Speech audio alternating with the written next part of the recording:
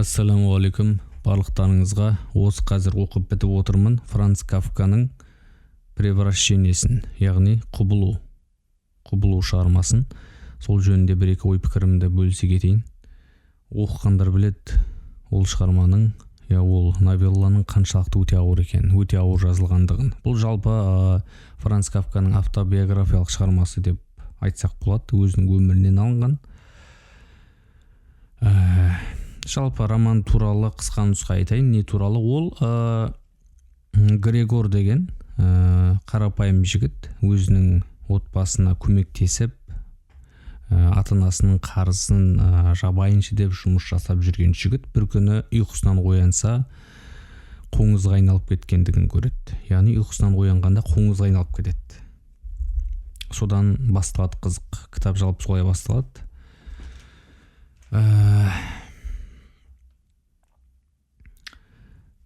Грегордың қарындасы бар.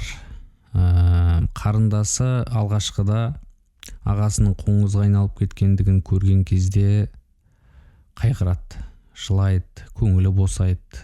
Оның жағдайын жасап жүреді баста, тамағына барып дегендей. Бірақ кейіннен бәрі өзгереді. Мен ойлағам, ата-анасынан қарағанда мына қарындасының жаны ашиды екен ғой деп, бірақ қателескен екен. Аяғына қарай, кітаптың аяғына қарай бәрі белгілі болады.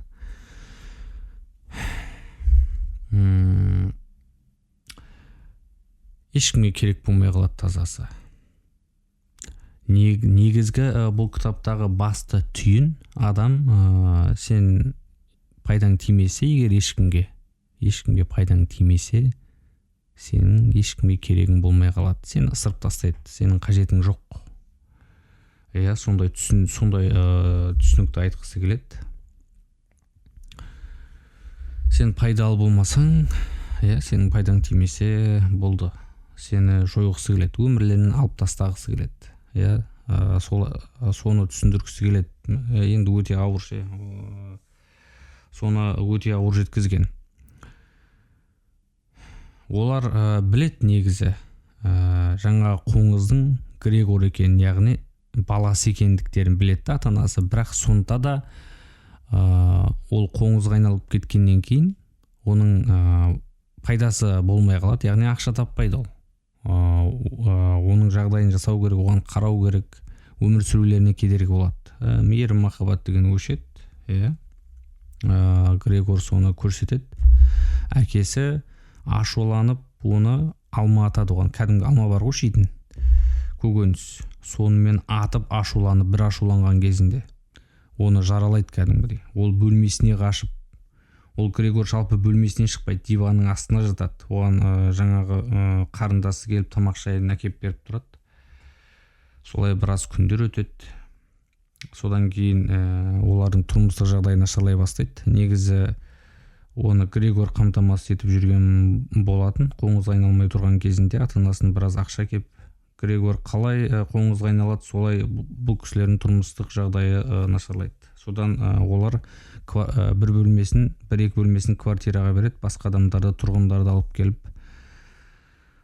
Тұрғындар үйінде мынадай жағдай болып жатқанын көріп, жаңағы қоңызды көріп, бұлар шоши бастайды. Біз кетеміз, бітті бәрі, ақшаны да төлемейміз, осы уақытқа дейін жатқан деген секілді. Осы мәселелерді естіген кезде олар соның ішінде жанашырлық танытып жүрген қарындасы айтады: біз бұдан құтылайық дейді. Бізге бұның керегі жоқ.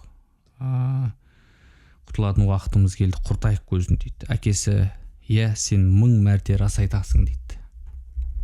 Мәселе қайда жатыр? Бұл уақыттары Грегордың жағдайы кеткен, оған тамақ та бермейді. О баста қарындасы жағдайын жасап жүрген еді бас жағында бірнеше айлар. Бір ай ма, енді нақтысын Алла біледі. Примерно солай ғой енді кітап бойынша. Жағдайын жасап жүрген.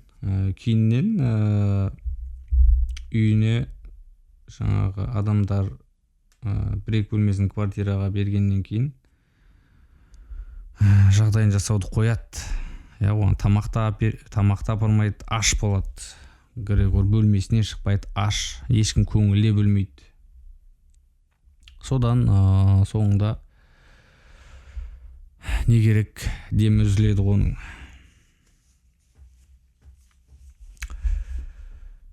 Жалпы бұл автобиографиялық шығарма дейтініміз Франц Кафка, автордың өзі, бұл кітаптың авторының өзі әкесінен көп озбырлық көрген адам.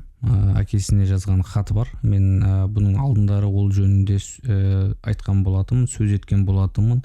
YouTube арнамда бар, қарап шықсаңыздар болады. Әкеге хатында көп нәрсені ашып жазған. Бұл да соған біршама ұқсас, яғни мағыналас деп айтуға болады. Жақындарынан ата-анасы негізі баланың ең жақын адамы, ал егер ата-анасынан бала қыспақ көрсе, қолдау көрмесе, ол мүлде ауыр негізі. Негізі белгілі жайт өмірде пайдаң тимесе, мысалы басқаларға, қоршаған ортаңа пайдаң тимесе, олар да сені керек қылмайды. Сенен олар бірден алу керек. Содан кейін ғана аралас құралас қарым-қатынас басталады. Ең қиыны сенің ата-анаңа көмегің тимесе, олар сенен бас тартса, сол үшін бұл енді өте ауыр мәселе, өте жүрекке тиетін мәселе. Соны Франц Кафка айтып отыр. Және де басқа да мағыналар бар шығар, мен білмейтін. Оқысаңыздар, жаса кетіңіздер, қандай әсер алдыңыздар. Жалпы бір оқу керек шығарма деп ойлаймын. Өте ауыр энергиямен жазылған, өте ауыр оқылады, бірақ пайдасы көп. Маған бұл жазушы ұнады. Кейін кездер осы жазушының шығармашылығымен танысып жүрмін. Сіздерге де кеңес берем, ойланбай оқысаңыздар болады. Мен қазір ешқандай дайындықсыз кітапты оқып болысымен сөйлеп отырмын. Сондықтан біраз мәселелерді айтпай кету мүмкін, өткізіп алу мүмкін.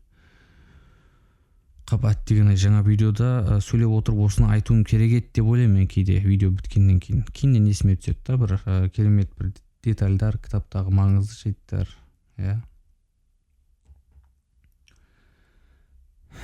Бір күрсінетіндей шығарма. Көпке, жалпы көпшілік жұртқа пайдалы болуларыңызды тілеймін, барлықтарыңызға. Бұндай күйге түсуден Алла сақтасын. Бұл өте ауыр күй, өте ауыр хәл. Бірақ шындық, шындығы бар. Біршама шындығы бар. Алдағы уақытта да бөлісе жатамын, иншалла, оқыған кітаптарыммен. Оқыған кітапты оқып болғаннан кейін бірден сол кітап жөнінде ой жүгіртіп, болмаса жазып, болмаса сөйлеп, сөйтіп талқыласақ, егер ол біршама уақытқа дейін әсері жүреді бізде, яғни сақталады деп ойлаймын. Жұртқа да пайдасы тиеді деп, сіздер де солай жасап көріңіздер. Оқыған кітаптарың жөнінде, кітапты оқып болғаннан кейін бірден келесі кітапқа өтіп кетпей, сол кітап жөнінде жазып қойыңыздар бір параққа, бір соған бір арнайы бір дәптер арнап деген секілді. Яғни қорыту керек та кітапта. Не айтылды, не айтқысы келді. Мен TikTok-тан, TikTok әлеуметтік желісінен бір видео көріп қалдым. Осы Франц Кафканың превращениесіне, осы романына қатысты. Бір кішігірім бір 30-40 секундтық видео. Төсегінде жатып қоңызға айналып кеткен жігітті көрсетеді. Артынша Франц Кафканың суреттері шығады. Сол видеоға 450 мыңнан аса лайк басылған. Löпіл басылған. Яғни бұл романды күллі әлем біледі, күллі әлем оқиды. Қазірге дейін бұл ары қарай да оқыла береді деп ойлаймын. Шындығы болғаннан кейін. Бұндай халді көрген адамдар, сезініп жүрген адамдар қазірде арамызда бар шығар. Керек болмай қалу халі, өзіңді керексіз сезіну халі. Жалпы сол басқа не айтсақ болады, басқа ештеңе есіме түспей тұр. Баршаларыңызға тыныштық, берекет тілеймін. Тіркеліп қолдап қойыңыздар. Соңына дейін тыңдап отқандарыңыз болса, көп рахмет. Алла разы болсын.